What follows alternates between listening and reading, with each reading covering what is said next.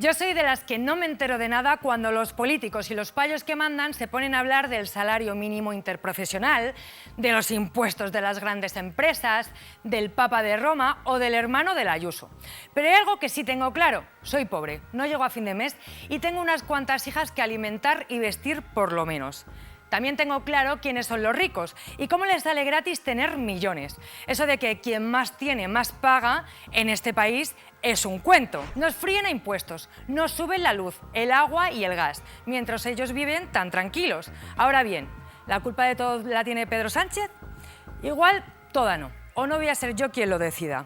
Hoy vamos a hablar de justicia fiscal, para entender de qué va esto de pagar impuestos. ¿Quién paga de verdad y quién se escaquea? ¿Y quién tiene la responsabilidad para cambiar las cosas? Sobre todo para que nos enteremos todas, especialmente las de abajo y a la izquierda. Vamos al lío.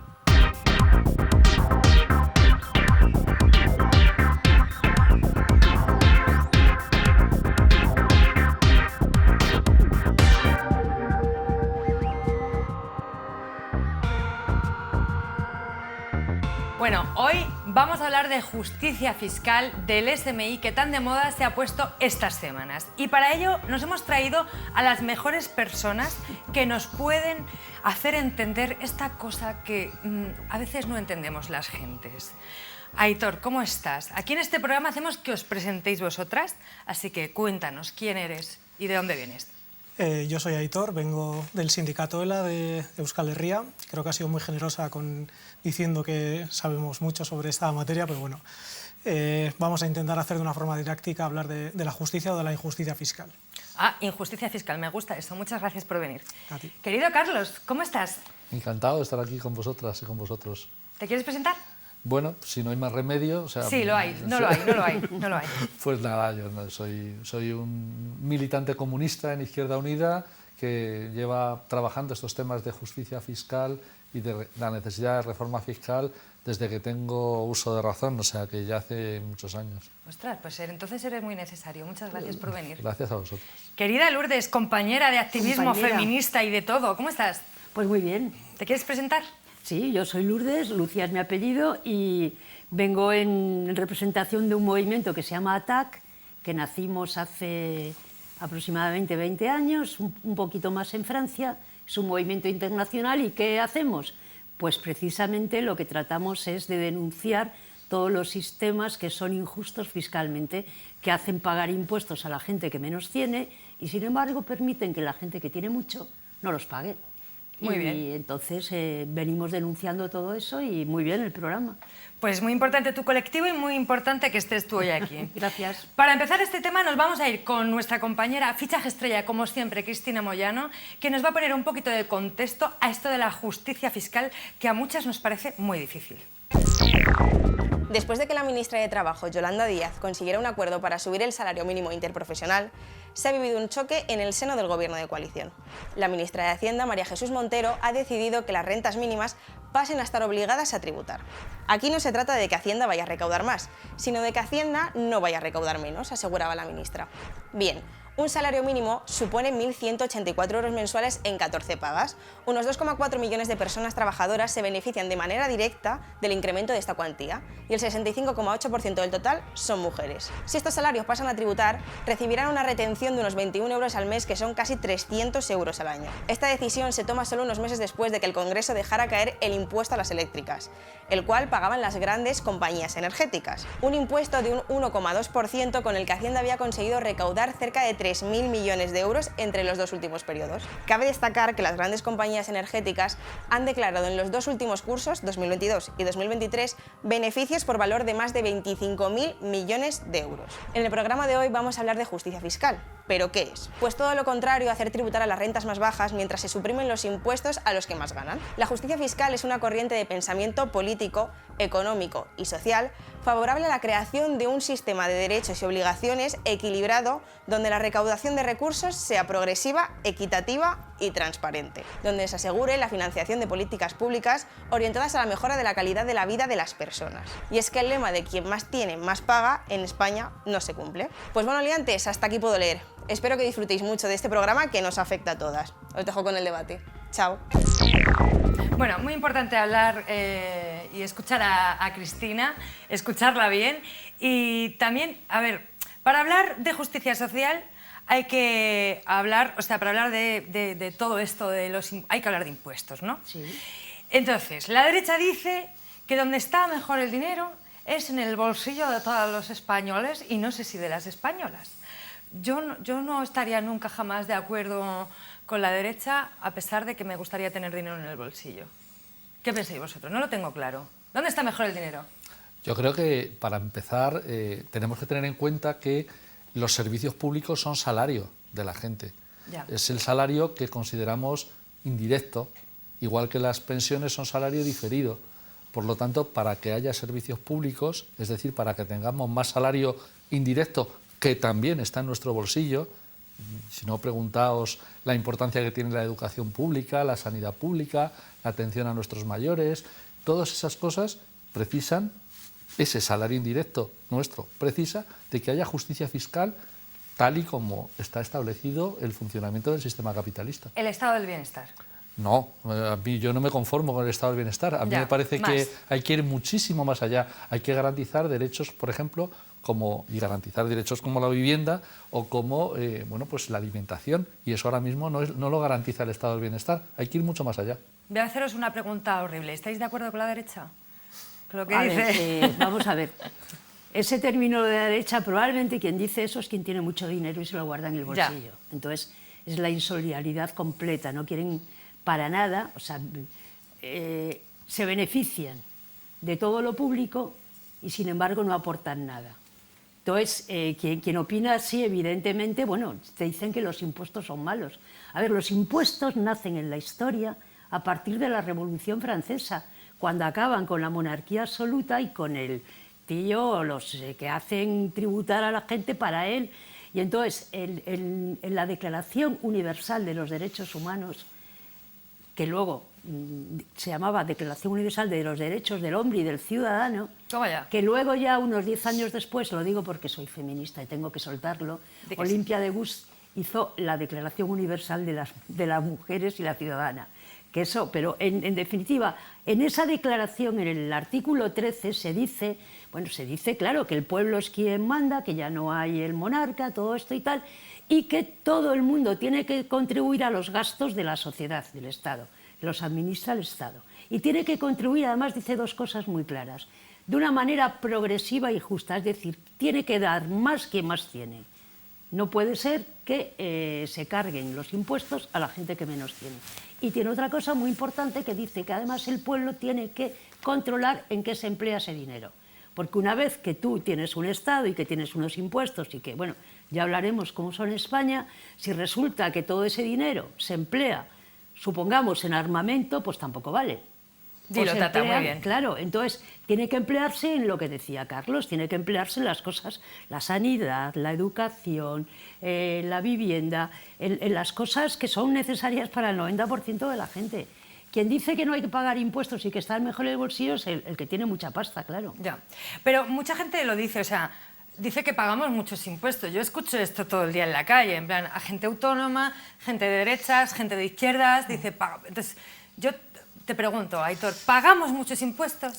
Pues es un discurso que está muy extendido y la verdad es que si nos comparamos con el entorno europeo, los datos muestran que no pagamos muchos impuestos, sino lo contrario. La presión fiscal, que es todo lo que se recauda en una economía, comparándolo con el peso que tiene la economía, estamos muy por debajo de la media europea, lo cual podría suponer en el Estado español, por ejemplo, una recaudación muchísimo mayor si nos pusiéramos a nivel de esa media, de más de 50.000 millones de euros, de donde yo vengo incluso la diferencia es mayor con esa media europea. Entonces es falso ese discurso de que aquí se pagan muchos impuestos si nos comparamos con otros países del entorno.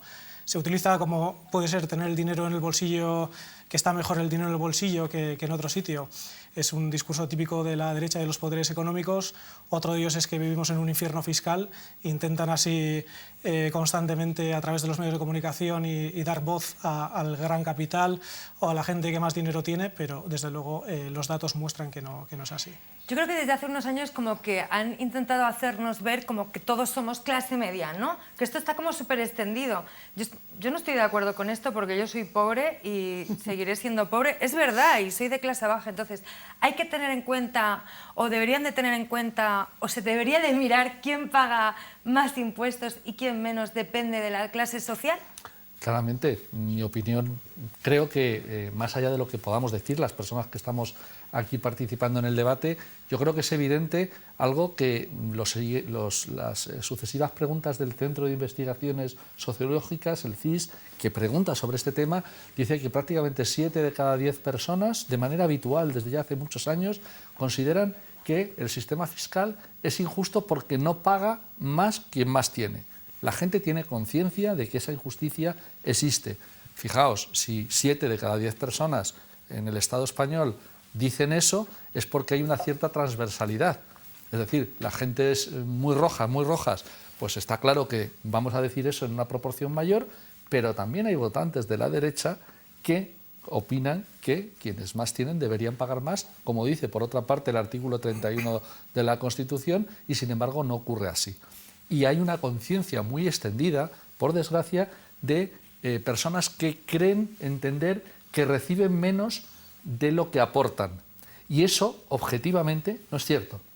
Es decir, prácticamente casi 2/3 partes de los contribuyentes y las contribuyentes recibimos más de lo que aportamos. Eso es un hecho. Incluso podría haber otro 10% en el que, pues, dependiendo de circunstancias, se podría dar esa situación de recibir más de lo que aportas. Pero hay un porcentaje minoritario que ha conseguido imponer el relato.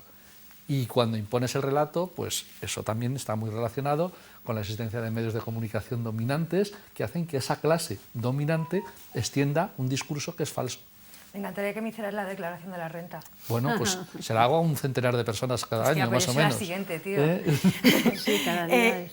¿Tiene sentido que bajaran los impuestos? ¿Esto tiene sentido? Es que esa pregunta, a ver, vamos a ver. En España, el 44% de la recaudación de impuestos es a través del impuesto sobre la renta de las personas físicas, es decir, gravan el trabajo. Es decir, eso es el 44,23%. Se saca el IVA, que es un impuesto, digamos, al consumo, que es pues un poco igual, viene a ser el 30%. Y sin embargo, los patrimonios, las sucesiones, es decir, la gente muy rica que deja dinero por herencia, y las sociedades tienen unos impuestos mucho menores. Antes estabais hablando, Cristina, en el vídeo, por ejemplo, de que se está reclamando un impuesto a empresas energéticas que es que están declarando miles de millones de euros de beneficio, Sí, sí. de beneficio. Y entonces a esa gente el impuesto que se les pone es mínimo. Pero es que luego además es una cosa que en ATAC hemos trabajado desde hace mucho tiempo, porque lo venimos denunciando. La gente que tiene mucho dinero tiene muy buenos abogados, digamos, expertos, ingenieros fiscales de estos, y por aquí y por allá, total, se llevan en la pasta a lo que nosotras llamamos guaridas fiscales, no paraísos, porque será un paraíso para ellos, pero para la mayoría de la gente es un infierno, porque se llevan miles de millones que eluden pagar cualquier tipo de impuesto, y ese dinero que tienen allí tendría que estar aquí pues, para garantizar derechos y prestaciones sociales. Y normalmente se dice, bueno, que las guaridas fiscales pues, son las Bahamas o las Islas Caimán. No, están en Europa la mayor parte. Son Irlanda, es Ámsterdam, es países que tienen una tributación mucho más pequeña. O sea, el currante, el currito que está en su curro no va a una guarida fiscal de estas por el IRPF. Quien va a esto, y además con la complicidad de los bancos y los fondos de inversión, es la gente que tiene mucha tela. Entonces, claro, van a, pues eso, Ámsterdam, Irlanda, Luxemburgo, son países que hay una hipocresía bestial porque permiten tener allí el dinero que no se declara aquí, claro, y bueno, es un poco complejo, pero ese es el tema. Ya. Sí, es complejo, me estoy dando cuenta de que es complejo, pero entonces hay que pagar impuestos. Bueno, yo estoy de acuerdo que hay que pagar impuestos, o sea, estoy súper de acuerdo en esto, pero tampoco es que te puedas escapar de Hacienda si no eres un multimillonario, ¿no? El sistema fiscal está montado y la arquitectura fiscal para beneficiar a algunas personas. En lo que os decía, si hay que bajar los impuestos o no, desde luego en el sindicato ELA creemos que hay que recaudar más, lo que pasa es que hay que hacerlo de forma diferente y de forma justa. Lo que hemos visto es, los datos muestran que las empresas cada vez pagan menos dinero y la contribución al sistema fiscal es menor. Las rentas de trabajo cada vez contribuyen más al sistema fiscal, y el IVA, que es un impuesto regresivo que pagan igual pobres y ricos, y que a los pobres les afecta más porque derivan la mayor parte de su consumo a bienes de primera necesidad que pagan el IVA, desde luego te muestra que el sistema fiscal está diseñado para que esto sea así. Hablábamos de guaridas fiscales y es verdad que en Europa mismo no hay que ir muy lejos para ello, pero el sistema fiscal está así en el momento en que las rentas de trabajo pagan muchos más impuestos que las rentas de capital, por ejemplo, porque el IRPF está diseñado para que los trabajadores paguen más que el que tiene intereses o es un rentista o tiene pisos, etc. Eso para empezar. Y las empresas también, el sistema está diseñado para que a través de deducciones diferentes las empresas paguen muchísimo menos de lo que deberían pagar, cerca del 25%. El sistema te permite que paguen pues, incluso el 9% en un estudio que hicimos nosotros. Mi sueño es que un día me llegue la declaración que tenga que pagar. ¿Sabes por qué? Porque habré ganado mucho dinero.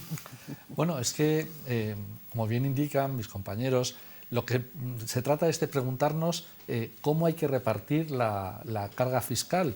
Y ya aprovechando, yo no le quitaría el término negativo, peyorativo. No es carga, no es presión, es algo, es una contribución, en este caso al común, ¿no?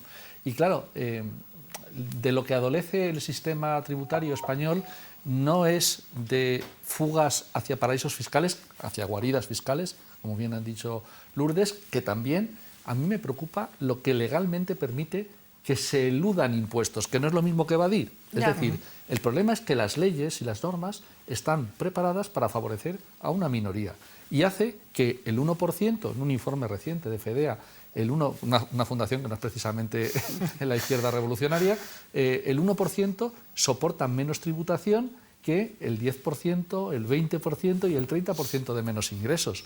¿Por qué? Bueno, pues por el impacto de esos impuestos indirectos que hacen que todos paguemos por la barra de pan lo mismo, pero lógicamente el rico, y ya no digamos el multimillonario, pues no compra tantas barras de pan, compra las barras de pan necesarias para vivir. En este caso, sus gastos indirectos en impuestos pues le hacen que sea menos lesiva para ellos esa carga tributaria. Yo creo que lo de la progresividad es fácil de explicarle a la gente. Estamos hablando eso de pagar más proporcionalmente quien más tiene. Imagínense cualquiera de los que nos está viendo que hubiera que salvar un desnivel de un piso, 3 metros. ¿Cómo lo haríais?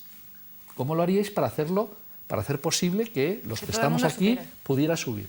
Equitativamente y no igualitariamente. No, que esos son rollos que te acabas de inventar, Silvia. ¿Cómo lo harías? ¿Pondrías escalones o pondrías una rampa?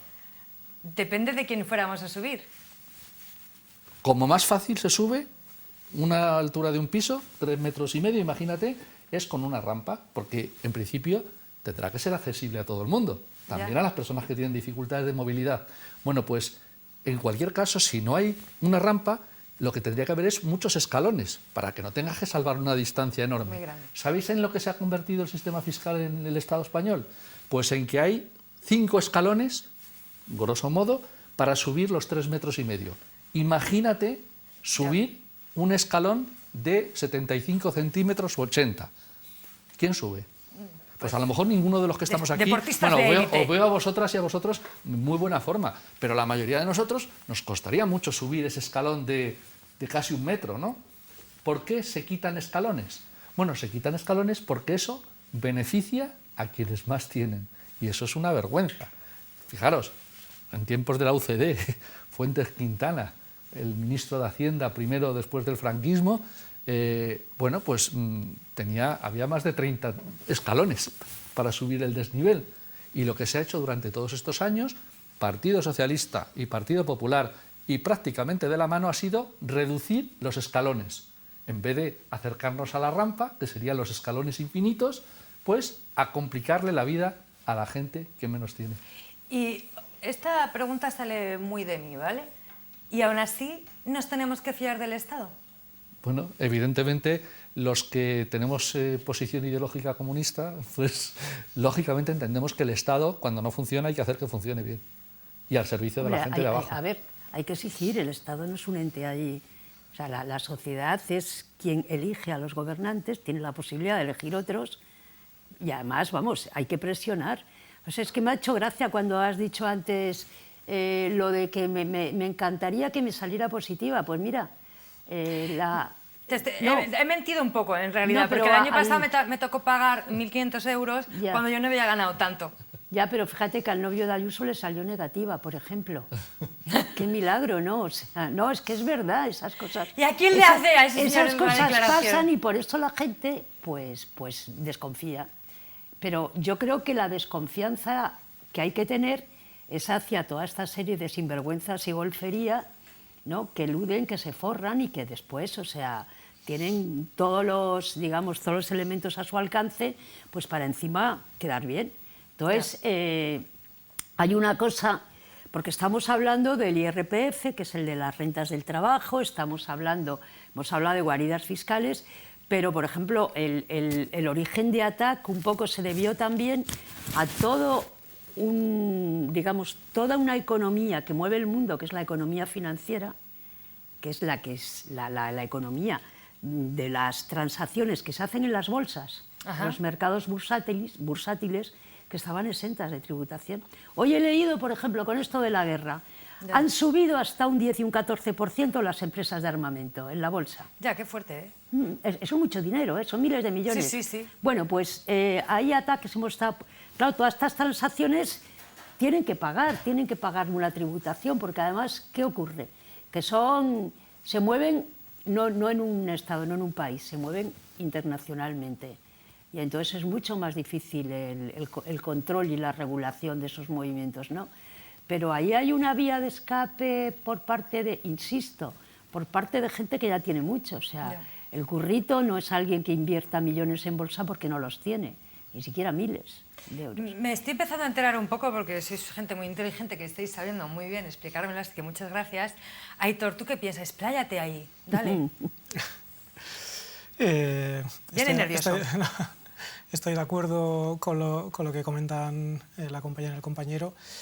El Estado tiene que tener un papel fundamental en esto y nosotros, en este caso desde el sindicalismo, nuestra labor es intentar presionar para cambiar el sistema actual, que donde yo vengo, tanto en la Comunidad Autónoma del País Vasco y Navarra, el sistema fiscal es incluso más injusto que en el Estado. Entonces nosotros le damos mucha importancia a la fiscalidad como es un tema central e intentamos trabajar para revertir esta situación. No sé. ¿Tienes alguna fórmula mágica para decirnos a los españoles?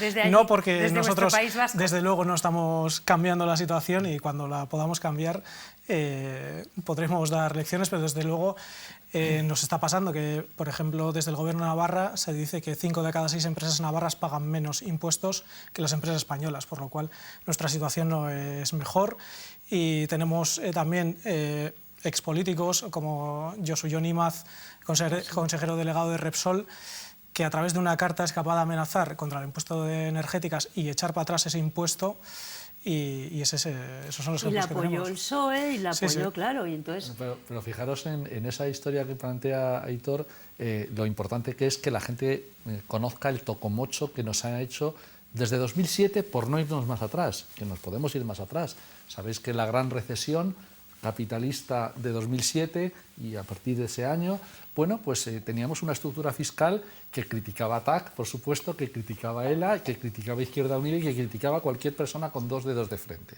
Es decir, no estoy hablando de ojalá volviéramos a 2007, pero siendo injusta, las empresas pagaban con respecto, en impuesto de sociedades, con respecto al Producto Interior Bruto, la riqueza medida en términos de PIB, pagaban el 4,3% del PIB. En el momento actual pagan la mitad. Es decir, por el camino se ha incrementado el peso del IVA, el peso del IRPF, que fundamentalmente son las rentas del trabajo, y nos han guindado lo de las empresas, que fundamentalmente son las grandes. Y entonces cualquiera se podría preguntar, bueno, pero a lo mejor es que ganan menos dinero. No, Silvia. récord histórico de beneficios empresariales en los últimos ejercicios. Pero incluso después de los años más duros de la gran recesión, en 2010, 2011, 2012, las empresas han tenido bases imponibles más elevadas y sin embargo han pagado menos. Y eso ha sido gracias a normas que se han aprobado. Algunas primero el PSOE, en la época de Rodríguez Zapatero, y el meollo fuerte de permitir autopista de varios carriles, el Partido Popular. Y el resultado de eso, fijaros, es sangrante. Es que en el último informe de la agencia tributaria, que se llama País por País, las empresas multinacionales españolas tenían un extraño récord. 25 empresas multinacionales que facturan más de 750 millones de euros, o sea, no es el bar Pepe ni el bar Coldo, o sea, estamos hablando, he dicho Coldo. Va por ejemplo vasco, muy bien. ¿En qué estabas tú pensando? Sí que sí. ¿Qué estaría pensando yo? Pues 25 empresas multinacionales pagaron el 2,9% en impuestos de sociedades por sus beneficios en todo el mundo. Es decir, la excusa que ponen las empresas españolas, y lo iréis en medios de comunicación de masas, es, no, yo no pago en Madrid, yo no pago en Vigo o yo no pago en Araba porque pago fuera. Ah. Pero es mentira, porque eso es lo mismo que habréis hecho todos y todas de jóvenes, os veo la cara de haberlo hecho, lo típico de, mamá, me voy a estudiar a casa de mi primo Aitor. Y entonces que no llamen a casa de Aitor, ¿vale? Porque estás en una rave por ahí, yo qué sé dónde estás. Bueno, las empresas multinacionales españolas han hecho eso. Han dicho siempre, no, no pago aquí porque pago allí. Con el informe País por País, que es una obligación que hace la OCDE para que muestren sus cartas, se ve que no pagan ni allí ni aquí. De hecho, aquí pagan menos todavía. Esas 25 empresas multinacionales listos, ¿no? pagan el 2,9%, pero en el Estado español pagan el 1,7%. Y fijaros, como bien decía Aitor, incluso en Navarra y en Euskadi pagan menos, ¿vale? Es tremendo, es tremendo. Es tremendo, qué listos. Además, todos serán hombres, seguro, estoy segura de esto, pero segurísima. A ver, Bueno, Ana Botín, la presidenta del Banco Bueno, de sí, también Santander, es verdad. sí, es venga, un vale, personaje... que no es se libran. no. Son topallos, eso seguro. Todo payos seguro. Ahí no me lo puedes discutir. Topayos, pero vamos, que alguna mujer también hay. Vale. Sí. Pues topallos y payas, ya está. Sí. Os quiero preguntar sobre el impuesto sobre el patrimonio. ¿Es cierto que no existe en ningún país y que castiga a la clase media? Y si podéis explicar lo que es la clase media, a mí me gustaría saberlo. ¿Quién es la clase media en este país? ¿O en cualquier La país? gente de clase trabajadora que se cree más de lo que es, yo creo, esa es la clase media, porque no sé si Que existe, quiere de verdad. aparentar. Sí, el impuesto de patrimonio, igual con ese nombre no, pero sí que otros países de la Unión Europea tienen un impuesto a las grandes fortunas o algo que es similar a este. Lo que pasa es que aquí también, discursivamente, el impuesto al patrimonio se denosta e intenta hacerse un discurso en contra de este impuesto. Y desde luego sí que existe en otros países y creo que es un impuesto que debe estar, entre otras cosas porque puede ayudar a hacer frente a las desigualdades a las que no hace frente el IRPF, y desde luego la clase media no tiene que estar preocupada por este impuesto, porque la clase media, quien se denomine clase media, no va a tener que pagar por este impuesto, porque por este impuesto hay que tener un patrimonio grande, hay que tener... Más de 3 millones de euros, no Eso sé, es. si quitando vivienda habitual, o sea, Eso quitas es. vivienda habitual y entonces Es que más de 3 hay- millones, ¿qué pasa? ¿Manejáis todos eso? Es que hay mucha mentira también. Hay mucha mentira y hay mucha demagogia. Y bueno, yo estoy contigo, que es clase media. Pues si encuentras a un currito que está currando todo el día, que apenas le llega la pasta y tal, y le dice... ¿Y eso es clase media? Y te dice, no, yo soy clase media. Pues, A mí en me fin, gustaría volver a lo de es- antes, hay- en plan, somos clase pobre, soy de Entrevías, del Pozo. ¿Cómo voy a ser yo clase media? Bueno, han conseguido de alguna manera que la gente se avergüence de ser trabajadora. Ya. Y entonces eso es terrible, porque sin embargo todo el mundo quiere ser rico y admira a gente que no hace nada y que son parásitos. A los influencers de Andorra. Sí, por ejemplo, y bueno, han conseguido, o sea, quiero decir, es un poco el discurso dominante, ¿no? Admira a esta gente que qué bien, que pronto se ha hecho rica, ¿no? ¿Sabes? Sin hacer nada, ningún esfuerzo y tal, y a imitarles, y sin embargo, pues, la mayor parte de la población que vive que vivimos de nuestro trabajo, que bueno, es es como que somos los... No sé, yo creo que hay algo importante que se está perdiendo, que es esa conciencia solidaria de pertenecer a un grupo, a una clase, que bueno... Que orgullo de barrio. Pero en cualquier caso ese elemento es importantísimo que dices, Lourdes, porque lo que hace es que normalmente se producen reacciones por parte de colectivos amplios de población que están defendiendo a los de arriba y además con un ímpetu tremendo. O sea, gentes que han estado peleando en contra del impuesto de sucesiones y donaciones que ellos no podrían pagar ni en 3 vidas porque no llegan al mínimo, pero están defendiéndolo porque han visto en la tele, que Ana Rosa ha dicho, que hay mucha gente que las herencias no las puede recibir porque es carísimo, ¿no? Sí, eso es mentira, directamente. Era la siguiente pregunta. Os iba a preguntar sobre esto que dice la derecha, que es injusto el impuesto este de sucesiones, porque mucha gente rechaza las herencias. Eso es mentira.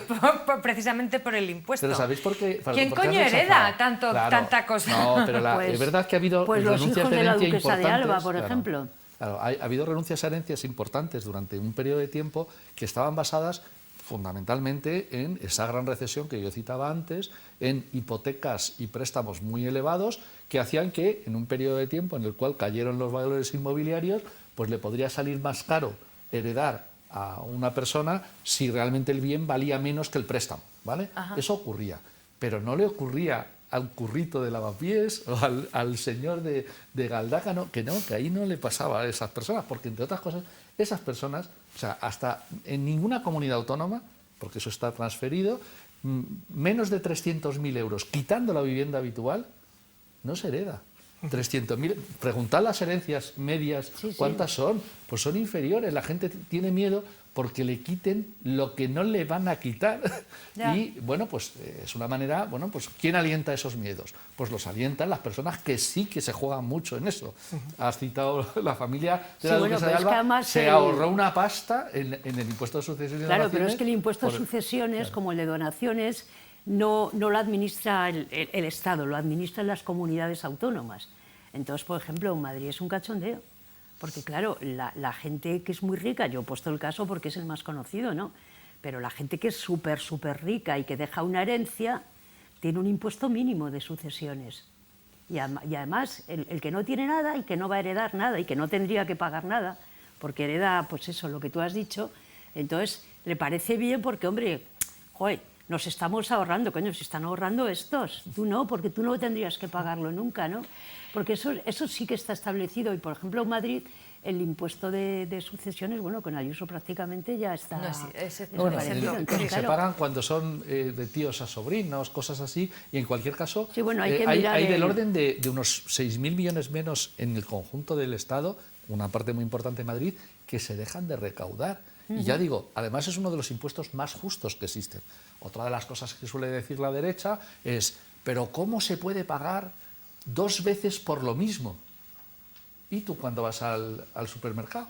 ¿Y yo cuando voy a la peluquería? Y yo, si estamos pagando, hemos pagado nuestra renta y hemos pagado nuestros impuestos y luego pagamos el IVA. Lo único que no me gusta a mí pagar es las autovías de peaje. Eso es que me parece una estafa, pero luego vamos a hablar de esto. Vamos a ir a la calle, que se ha ido nuestro fichaje estrella, nuestra querida Cristina Moyano, a la calle, a ver qué dice la gente, a ver si esto es por desinformación o por qué. Hola liantes, hoy hemos salido a la calle para preguntar sobre la justicia fiscal. ¿Cuánto nos pica que nos rasquen el bolsillo? La primera pregunta es ¿qué considera usted que es la justicia fiscal? La justicia fiscal, joder, me pillas el lunes por la mañana, perfecto.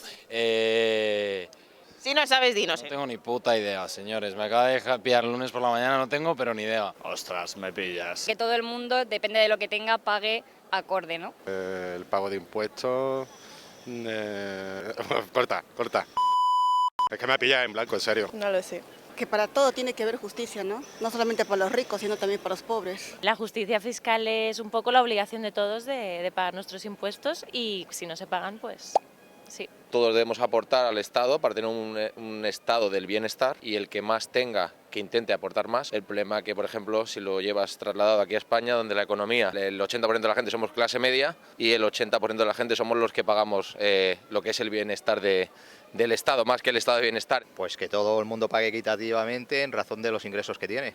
que los ricos paguen más que los pobres, que los pobres ya vamos bien vetados con tanto impuesto a basuras, a combustibles, a luces y hasta las mascotas que tenemos ahora. Ya lo dice la palabra justicia, para que contribuir a la hucha y que luego con eso nos dé unos servicios y nos haga más cómoda la vida. ¿Y qué le parece a usted que la gente que tiene más dinero, los más ricos, paguen más impuestos que la gente que tiene menos recursos?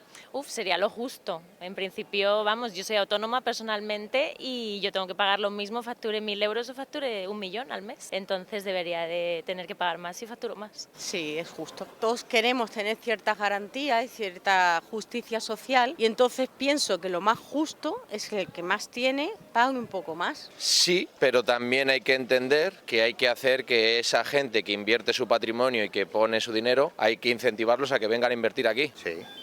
Tienen más ingresos, pues tienen que aportar más. Estoy de acuerdo. O sea, yo, por ejemplo, he pasado de cobrar muchísimo menos, que pagaba muchísimos menos impuestos, y ahora que cobro más, estoy de acuerdo en pagar más, porque al final, quien más tiene es quien más tiene que aportar, mi visión. O sea, tendría que ser en porcentaje al sueldo que uno tenga, ¿no? Progresivo.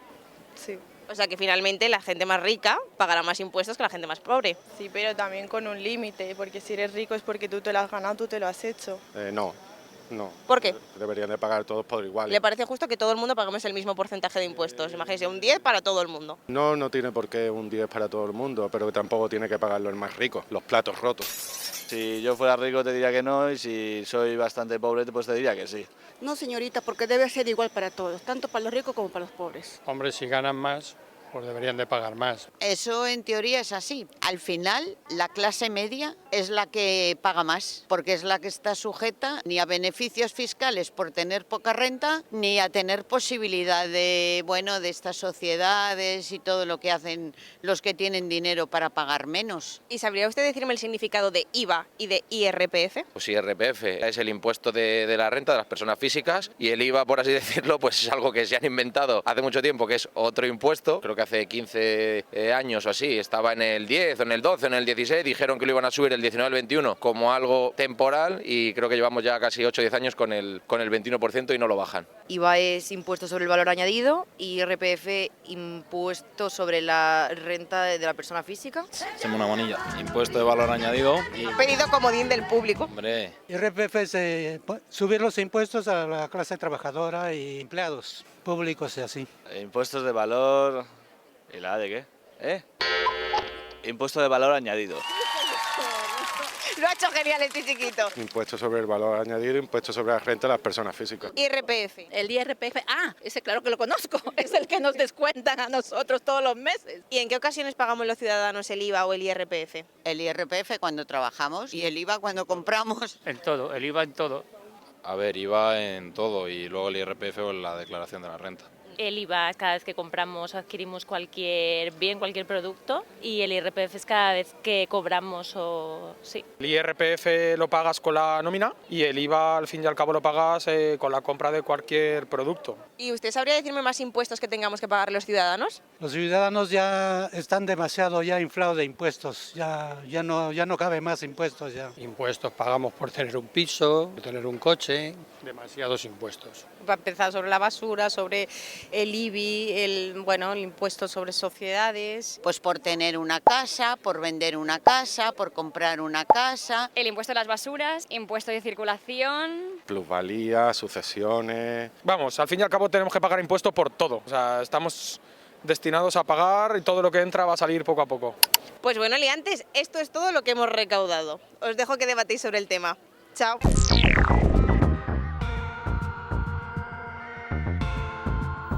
Bueno, creo que la gente no sabe nada. O sea, en plan, yo creo que hay una desinformación brutal. Yo no sé qué pensáis, porque viendo el vídeo de la calle, en plan, justicia fiscal, espera, que es lunes por la mañana, un momento. Así ha empezado el vídeo. No, pero bueno, yo creo que es una muestra clara de que la gente, en cuanto a justicia, ya que, aunque había alguna persona que no, pero sí que se aproximaría a lo que yo te decía, que esa foto que hace el CIS, bastantes personas entienden que la justicia fiscal es que paguen más los que más tienen y que debería ser así, aunque no ocurra. Y luego también hay alguna persona que no me daba la impresión de ser especialmente poderosa en cuestión de dinero, que sin embargo le parece que se pagan demasiados impuestos, ¿no? Seguramente faltaría la segunda parte, es conocer y que conozcan la realidad de lo que ocurre, Ya. porque a lo mejor conociendo la realidad pues tendríamos más personas defendiendo una reforma fiscal que es absolutamente imprescindible. Total. Sí, la respuesta más generalizada ha sido que debe pagar más quien más tiene. Sí. Y que la gente rica tiene que pagar. A mí me parece que ahí es la base de la justicia fiscal. No hablaban de no pagar, hablaban de que pague más quien más tiene. A mí eso me parece que es un que lema bueno. bastante extendido, pero la gente no sabe lo que es IRPF, lo que es IVA. O sea, este desconocimiento brutal o sea, que a veces cuando hablan los políticos hablan porque el PIB ha subido, porque la bolsa, porque no sé qué. Yo a veces me planteo si lo hacen a propósito para que no nos enteremos. Desde luego que conviene mediáticamente que estos términos económicos parece que tienen que pertenecer a una élite que controla el tema y la gente se pierde en esto. En lo que decía la gente, es verdad que muchos admiten que el que más tiene que pagar y que algunos dicen que pagamos muchos impuestos. Lo que pasa es que hay que ver la otra cara de la moneda y es esos impuestos para qué se utilizan. Y yo creo que la gente, cuando es consciente de que esto se utiliza para tener una mejor sanidad, una mayor educación, unas mejores prestaciones sociales, valora de otra forma el pagar impuestos o no. Entonces, creo que el debate tiene que estar siempre ligado a las dos caras de esta moneda. Ingresos públicos, ¿para qué? Para financiar servicios públicos de calidad. Y eso la gente sí que lo valora. Bien, bueno, vale, venga, está bien, venga. Vamos a ir a la movida más importante ahora. Han subido el salario mínimo interprofesional. Bueno, esto no es ninguna cosa nueva que haya pasado, o sea, ya ha pasado un tiempecito. Y entonces ha habido todo un debate sobre si sabía la otra, si había que tributar, si no lo sabía, si no sé qué. Bueno, toda la movida que supongo que habéis sabido. Entonces, ¿qué pasa porque tribute el salario mínimo? ¿Y cómo nos afecta a las pobres, sabes? O sea, a la gente que tiene menos ingresos. Ha sido un error político brutal, en este caso de la parte del gobierno de coalición, del Partido Socialista, y yo voy a intentar explicar por qué simplemente pienso que es un error brutal y, sin embargo, creo que debe tributar desde el primer euro hasta el último. Fíjate la aparente paradoja que estoy planteando. Si hubieran querido desde el Partido Socialista hacer una reforma fiscal que llevamos décadas pidiendo, entonces no habría necesidad de elevar el mínimo exento, porque en vez de haber 5 escalones, que decía yo antes, lo que tendríamos es una rampa. Es decir, ¿qué ocurriría con alguien que ganara 6.000 euros al año, que es menos del salario mínimo interprofesional? Pues que tributaría el 0,01, unos céntimos de nada. ¿Y qué ocurriría con el que gana pues lo que actualmente es el salario mínimo interprofesional, en torno a 16.000 euros? Pues que pagaría un 0, nada, prácticamente nada, pero pagaría algo. Ya. Y así, si hubiera una rampa, si hubiera muchos escalones, no existirían los errores de salto. Ya. Si tú tienes muchos escalones, pues tienes menos dificultad de que haya injusticias y que haya incentivos a no ganar más. Por ejemplo, puede haber un trabajador o trabajadora que con el sistema fiscal actual, que no ha querido reformar, por supuesto el PP y tampoco el PSOE, pues que le suban 1.000 euros al año de salario, le suponga pagar en porcentaje mucho por esa subida. Y eso se evita con muchos escalones. Ya. ¿Pero por qué no ha querido hacer la reforma fiscal? La última vez teníamos hasta ya pactados determinadas cosas en 2022. Y mira, empezó la guerra en Ucrania. Y dirá cualquiera de vosotras y de vosotros, ¿y qué tiene que ver? Pues nada, no tiene que ver nada. Sí, sí. Pero la excusa perfecta para no hacer la reforma fiscal. Yo creo que sí tiene que ver lo de la guerra en Ucrania, porque todo está caro, y el gas está caro, la fruta está cara. Y digo, coño, ¿qué pasa? ¿Que todo viene de Ucrania? ¡Hostia! A mí, de todas maneras, yo no comparto todo lo que dice Carlos. Yo creo que el salario pues dale mínimo, ahí, dale, a ver, el salario mínimo interprofesional en este momento, además, es un salario, comparado con lo que se cobra en otros países de Europa, es un salario pequeño. Y Sí, se ha yo también lo incrementado, pero poco. Entonces, yo creo que en este momento debería estar exento. Y creo que en el gobierno, o sea, yo no entiendo muy bien algunas cosas que pasan. Supongo que se sabe, pero yo no entiendo muy bien porque al final parece que es un desencuentro entre la ministra de Hacienda, parte del PSOE dice que no está de acuerdo, parte del gobierno de coalición dice que no. Al final, el problema, yo creo que al final lo van a poner en marcha. Y a mí me parece que en este momento, con el salario mínimo que existe en España, no debería tributarse. Otra cosa es que nos pongamos a hablar de cómo se hace una reforma realmente justa fiscalmente. Pero yo en este momento creo que no, que no es acertada esa medida. Yo creo que está muy cara la vida. O sea, que la fruta está muy cara, lo digo en serio, ¿eh? O sea, yo no sé si hacéis la compra, pero es que sí, es brutal.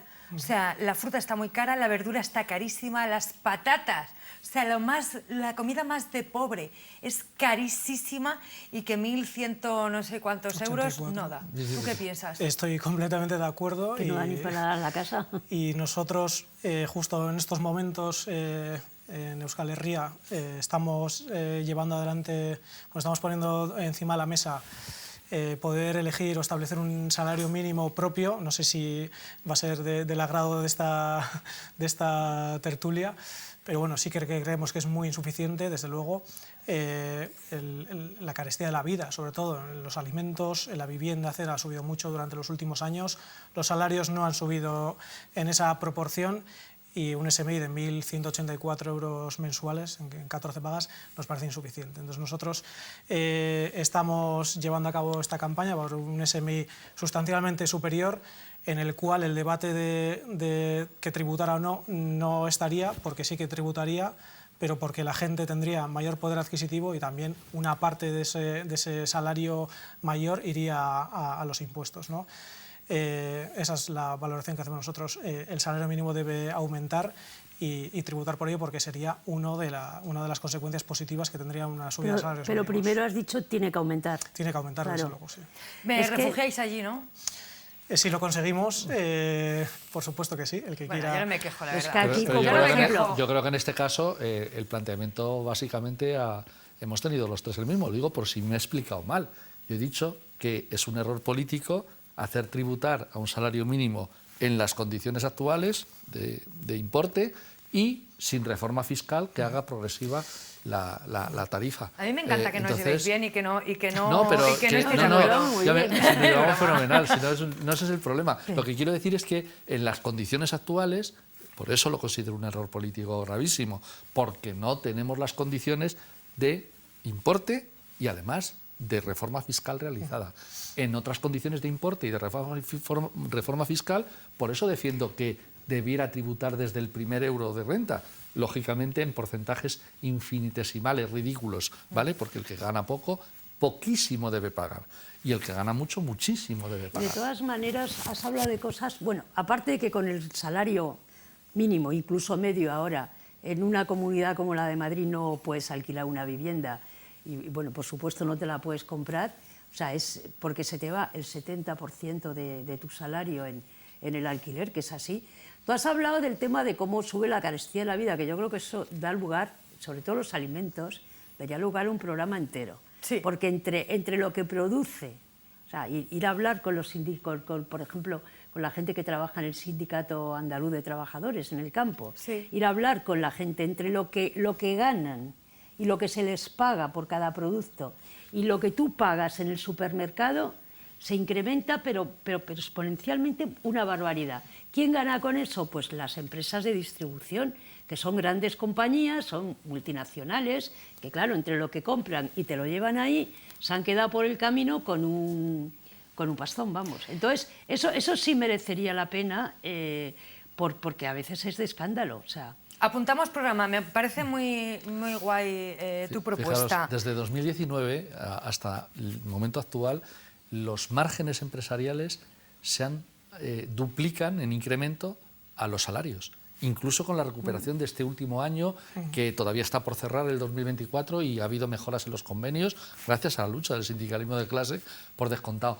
Pero eso que percibes lo respaldan los datos. Yeah. Los márgenes, los beneficios empresariales están, bueno, pues en su mejor momento, y los salarios no. Y evidentemente la lucha para que esos salarios, no solo el mínimo, sino el resto, se incrementen, es clave. Quien lo arregla es el Estado. No, quien lo arregla es la ley. ¿O quien lo debería? No. A ver, hay una parte que evidentemente yo considero que el Estado tiene que hacer, y hay otra parte que es de todas y de todos.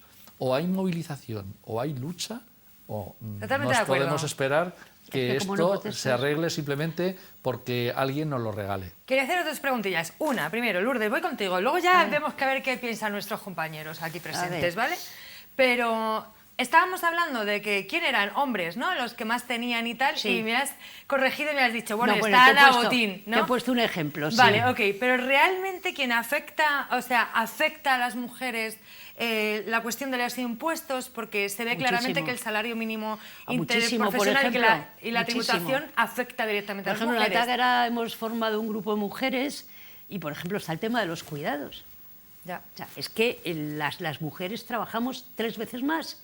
Es un trabajo que no está remunerado y, sin embargo, es por ser mujeres. Ya. Entonces, claro, hay un campo de trabajo bestial para que se reconozcan bien los derechos de todas las mujeres. No, quería decirte antes, cuando he puesto el ejemplo porque, bueno, entre los ricos, y esta es, además, debe ser de las más ricas, entre la presidenta del Banco Santander, pues ya me dirás, pero el tema de las mujeres, primero, hay una brecha salarial muy fuerte, cobramos menos por el mismo trabajo, y luego, sobre todo, este trabajo doble que hacemos y que no se paga. Ya. O sea, que no está ni considerado trabajo cuando te deslomas. Entonces, ahí estamos haciendo ahora, pues bueno, un estudio importante para ver, pues para iniciar campañas también, ¿no? Y exigir, pues, hasta un sueldo, o sea, en fin, tiene que haber una remuneración, una compensación, un reconocimiento al trabajo de las mujeres. Es que es una vergüenza, ¿eh? Compañeros, en esto de la economía que vosotros lleváis, también tenéis en cuenta la perspectiva feminista, y también os voy a decir una cosa. Solo voy a decir un dato y ya no voy a hablar más sobre esto, que en todos los programas meto la patita, pero el 98% del pueblo gitano vivimos en riesgo de extrema pobreza.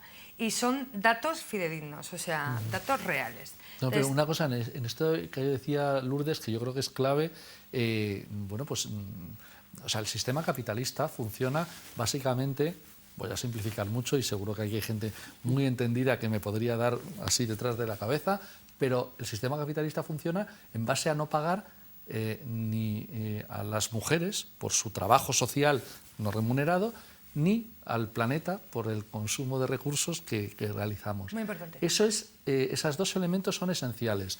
Lo que citabas, Lourdes, de una retribución, cualquiera nos podría decir, desde el punto de vista de la ortodoxia económica, ¿y eso cómo se paga? Pues yo os digo cómo se paga. Lo ha comentado Aitor al principio con muy buen criterio a la hora de decir si pagamos mucho o poco comparado con otros países. No, mira, con respecto a la eurozona, en España que para otras cosas parece que hay que compararse con la eurozona. Son 60.000 millones de euros menos al año lo que recaudamos en España. 60.000 millones de euros al año, y dirá la gente, bueno, ¿y eso cuánto es que me pierdo?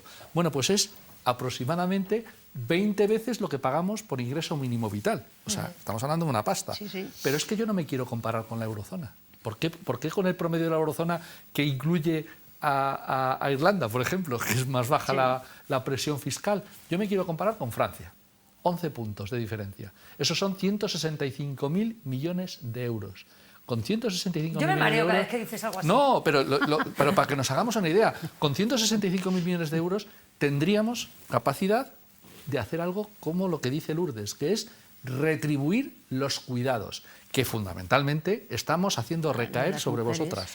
Y eso es profundamente injusto y que genera que cuando hay excedencias de gente, lo corroborará seguramente Aitor, fundamentalmente quienes se las cogen son para cuidados, incluso para cuidados, si están en pareja, de la pareja, o sea, de los progenitores de la pareja.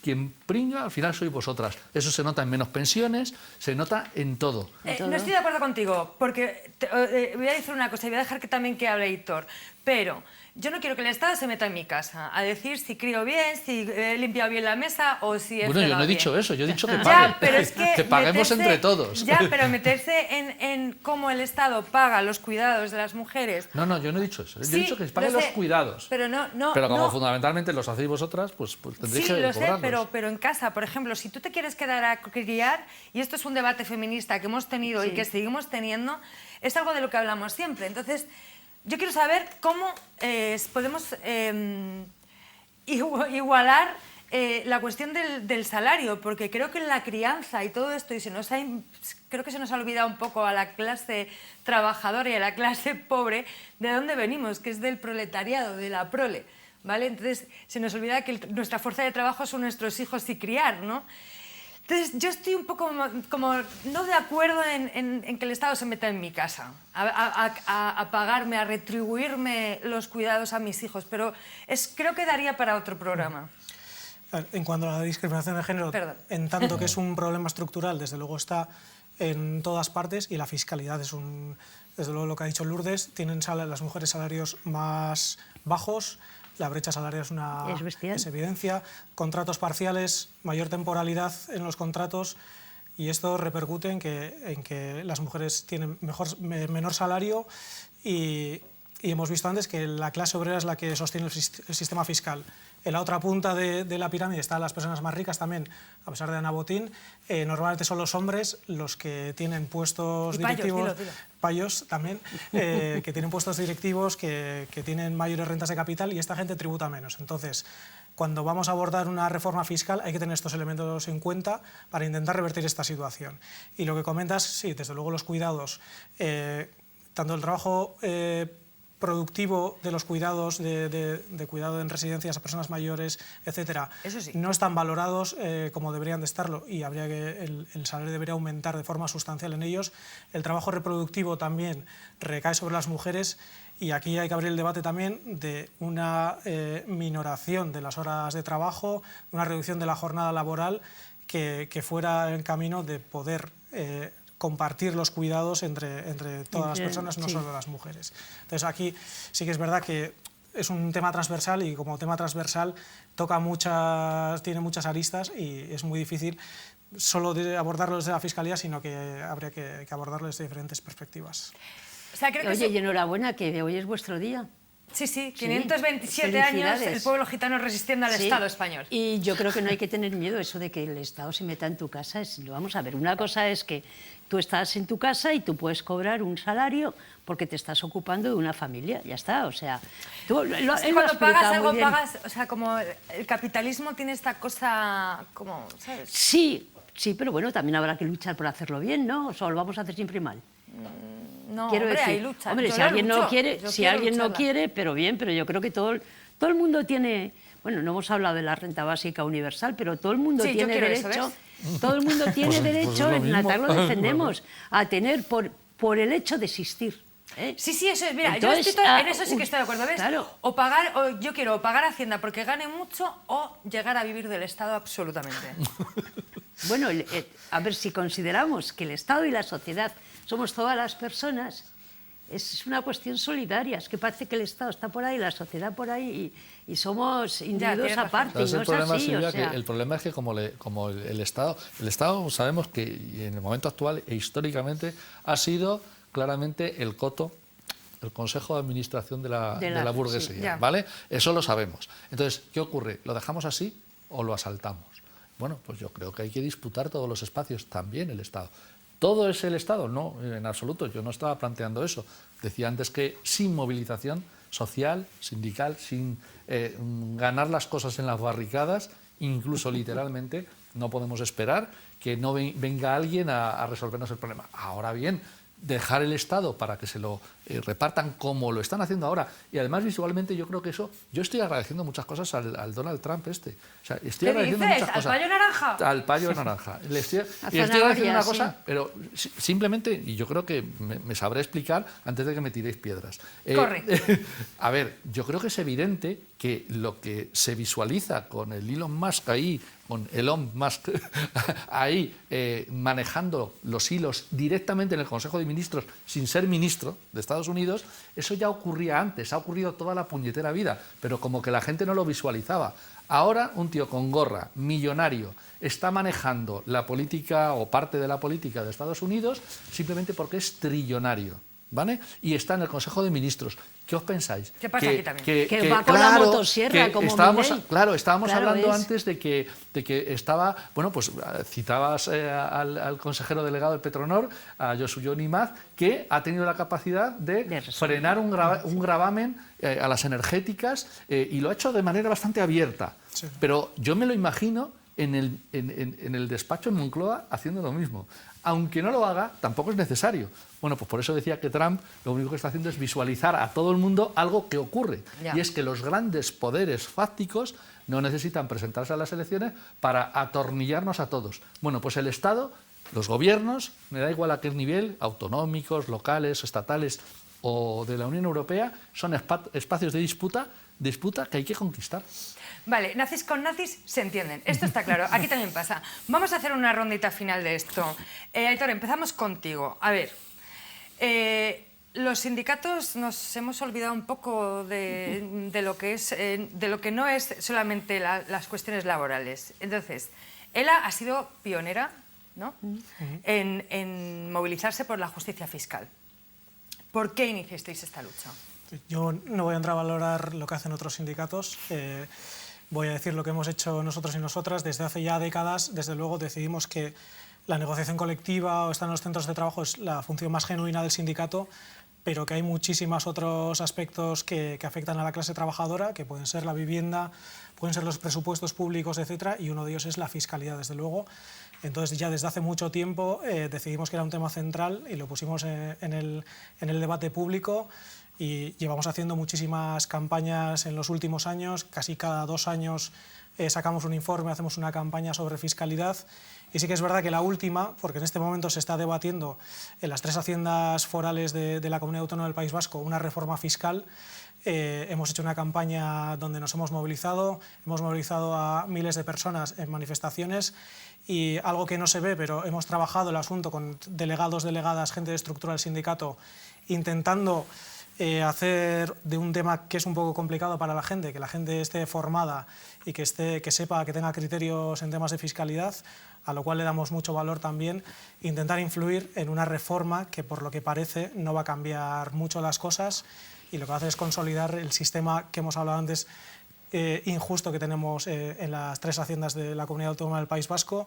Y ahora es un debate que está muy fuerte, porque hay un acuerdo entre el PNV y el PS, el Partido Socialista de Euskadi, ya del mes de octubre, que es un catálogo de deducciones que lo que van a hacer es recaudar menos dinero. Es una de nuestras críticas, que una reforma fiscal debería recaudar más y no menos. Con esta reforma que plantean, que no se puede denominar ni reforma, se va a recaudar menos, y ahora parece que posiblemente puede haber un pacto en el que entre Podemos, con unos pequeños cambios, pero que no van a cambiar demasiado las líneas de esta reforma. Entonces, estamos en ello, estamos un poco atentos y atentas desde el sindicato, porque desde nuestro punto de vista hicimos un informe y nuestras conclusiones son que se recauda cada vez menos o que se recauda poco y se hace de forma injusta, y desde luego con esta reforma no parece que se va a revertir la situación. Entonces, para nosotros la fiscalidad es un tema muy importante.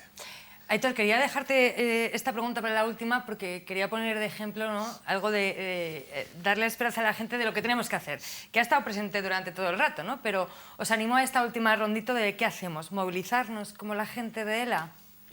¿Qué hacemos? Claro, primero informarse. Informarse. Primero informarse, porque es fundamental.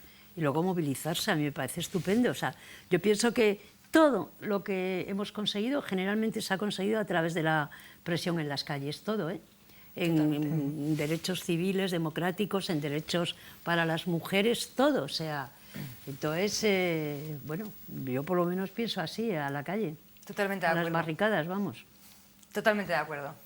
Muy de acuerdo lo que han comentado los compañeros y las compañeras y el compañero. Creo que es esencial que eso que no está en la agenda política, que es la reforma fiscal de verdad para redistribuir, progresiva, que de verdad nos haga salir a las gentes de la izquierda transformadora con una sonrisa a la calle, eso es perfectamente posible. Y hay que hacerlo realidad peleándolo en todos los ámbitos y por descontado en la calle. Claro que hay una sensibilidad por parte de todas las organizaciones políticas, ya decía antes, hasta la derecha, le resulta complicado explicarle determinadas cosas a sus votantes. Bueno, por eso tienen que utilizar la intoxicación. Bueno, pues se trata de hacer mucha pedagogía, pero pedagogía fiscal, que era lo que entiendo que Lourdes planteaba con lo de la información y la formación, pero no empezando por donde decía María Jesús Montero, por hacer tributar a los del salario mínimo. Hombre, yo empezaría por hacer tributar a la empresa de Josep Jon Imaz, por ejemplo. Sí, y una última cosita. Hay gente de Hacienda trabajando, inspectores, sobre todo técnicos de Hacienda, que nosotros, que desde ATAC trabajamos bastante, son casi todo hombres, que por el momento, que estamos trabajando con ellos porque defienden una justicia fiscal.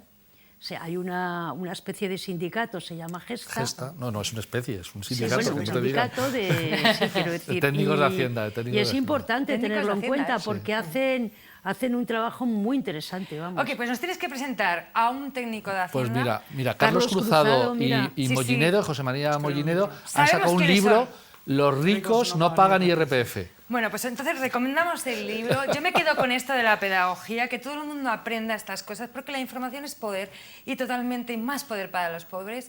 Y nosotros nos vemos el domingo que viene aquí en Al Lío.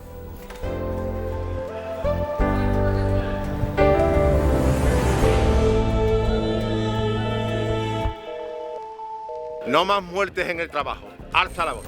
Por el recuerdo de nuestra compañera fallecida en un trayecto del servicio de atención domiciliaria, alza la voz.